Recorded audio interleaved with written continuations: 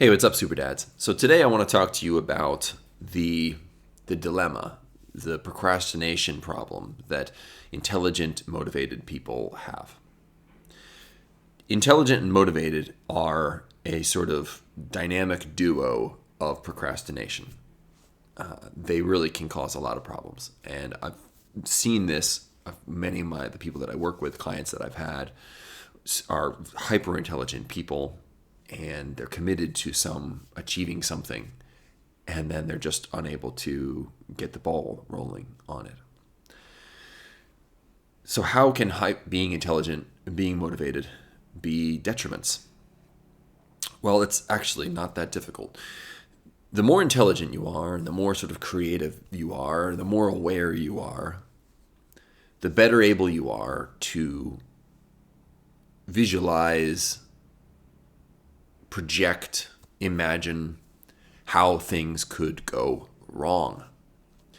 So the person who's not all that intelligent or switched on or creative is not going to be thinking about all of the second order consequences of what a misstep, could result in.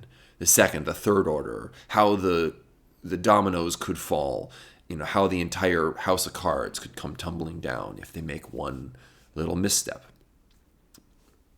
They just don't have that capacity, or they're not in the habit of thinking that way. Whereas the highly intelligent person is thinking up all of these nightmare scenarios, how one thing could lead to another, and before they know it, they've lost their job, they're homeless, they're divorced, they're out on the street, addicted to drugs, basically living a nightmare. Not that it always goes that far, but you get my point. There's always more ways that something can go wrong than there are ways that it can go right, and the more intelligent you are, the more that you are aware of this. Okay, so then what's the role of motivation? Well, motivation is basically just your motive for action, motivation. That's all it is. The stronger your motivation is, the more you care about the outcome that you produce with the action that you take. So when you combine those two things, what you end up with is somebody who's hyper aware of how things could go wrong, but cares tremendously about the outcomes they produce. And the result is a wonderful, terrible cocktail of procrastination. So what do we do to deal with this? Well, since we've learned that the more you care, the harder it is to act, one thing you could do is try to find something that you care less about, an act that you care less about. Some portion of the larger project that you're trying to pursue that doesn't feel as important to you. That would be one. Then another would be look for something that even if you do it incorrectly, the consequences won't be that dire. So that's basically flipping both of the problems, both sides of this problem. You're looking for an action that is inconsequential,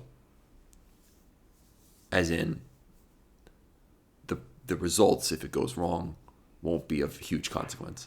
Inconsequential, and unimportant, as in it's not that important to you what the results of it are. Inconsequential and unimportant is what you're looking for. And there's a real easy way to find that in most situations, and that's just to ask yourself, what's the next step? What's the next action? That sounds overly simple, but it really is quite profoundly useful in many cases. So let's take somebody who is really procrastinating to get to work on a report for work, for example, because they know that if they do it wrong, maybe they have incomplete information, right, to start with, as you generally will. And they know that even if they do their best, there's a good chance they might do it wrong. But they care about getting the right result.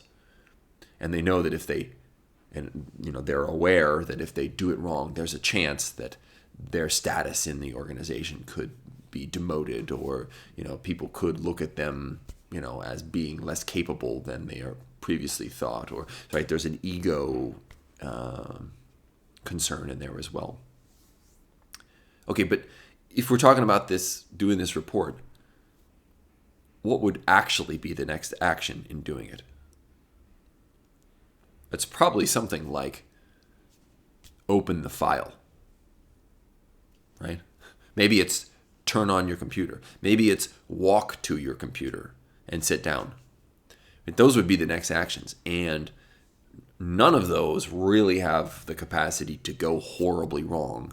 And you probably don't even care that much about them. Okay, so we do that. We walk to our computer and sit down.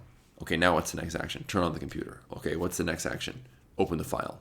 Okay, what's the next action? Go to the relevant tab. Okay, what's the next action? And you see how this can snowball. Each time you're doing something small that's relatively inconsequential and unimportant, but each time you do that, you're building up self-efficacy and momentum. And before you know it, you've done a bunch of work. You're feeling better about it. You made it out of the intellectual and into the intelligent and motivated dilemma. Congratulations. So I hope that this was somehow helpful, and I really appreciate your time and attention.